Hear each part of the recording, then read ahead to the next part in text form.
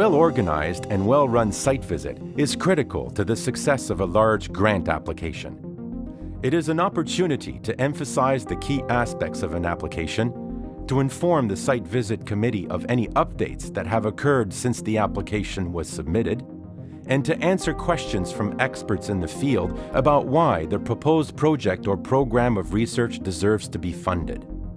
On the day of the visit, a team of 4 to 6 experts, headed by a site visit committee chair and joined by an NSERC staff member, holds a series of meetings with the applicant, institutional representatives, and partners involved in the application. Typically, a committee consists of 5 people on average, and so I wanted to know where their backgrounds were from, who were from industry, who were from academia, so I could understand my audience, in essence, to understand how I created a presentation that would inform them even more about what was written down.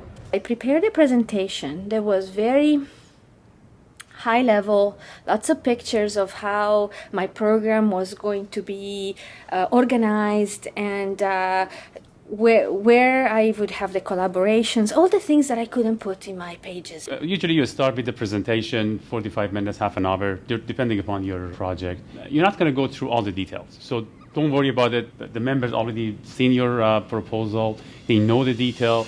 For this full-day meeting, a well-thought-out agenda that provides plenty of opportunities for open dialogue and questions is critical. NSERC provides an agenda template that includes time for discussion and private or in-camera meetings between the site visit committee alone or with specific individuals such as the industrial partners or representatives from the institution.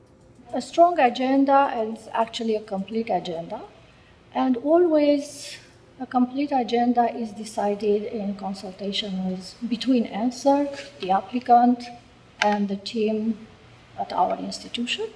From our perspective, it's important to design an agenda that has some breathing room in it, so that the TAC Site Visit Committee has the opportunity to take some time for themselves, ask the questions that they need to ask, and do some deliberating as well. So you don't want to put the agenda together in a way that it's stacked and jammed full of stuff. A complete agenda has to allow the site visit committees to ask lots of questions, to interact with the relevant participants, applicant, co-applicants if it's the case, partners, students, if time permits, not always. Despite setting an agenda, it is important to realize the day's plans must remain flexible in case the committee needs more time for additional questions or meetings.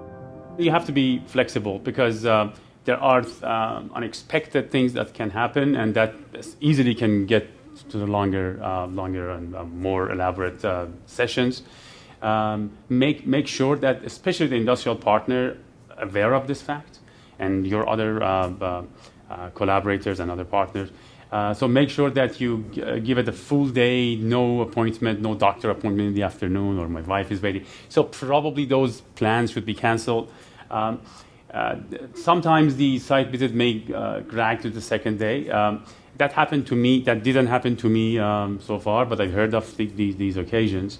Again, it would be you should be very flexible. So the site visit is a major part of your grant, and then plan accordingly. One important pre-visit preparation is to set up the room, including planning appropriate seating arrangements. There should be ample table space to accommodate the committee and their meeting materials. Another point, and I think is important, is to book a large room or a boardroom like this one, where to fit comfortably all the participants, the site visit committee and their equipment, the partners, the university administration, and sometimes we have even students. We have to make sure that everyone is seated appropriately in the room. We try to have the site committee sitting together on one side in the room, facing the screen, to make sure that everyone is interacting with the applicant who is presenting the presentation.